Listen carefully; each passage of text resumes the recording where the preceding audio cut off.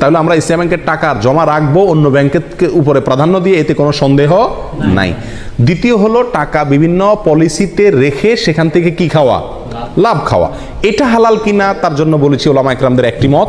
অনেকে বলেছেন যে এটা হালাল, কারণ এখানে শরিয়া বোর্ড আছে, ওনারা দেখছেন, আমার আর ভেতর দেখার দরকার নাই, বাকি দায়িত্ব তাদের, আল্লাহর কাছে তারা সব বিষয়ে তো আমি গভীরে যা দেখার দরকার নাই, জরুরি না।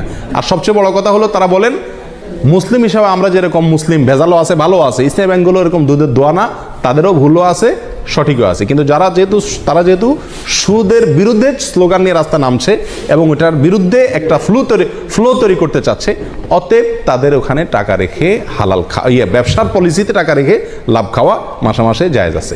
এটাও আমাদের মত। অন্য ওলামা ইকরাম বলেন যে না, পরিপূর্ণভাবে ইসলামীভাবে চলতে পারে না, বাধা আছে, অথবা সদিচ্ছার অনেক ক্ষেত্রে অভাব আছে, এই জন্য না জায়েজ।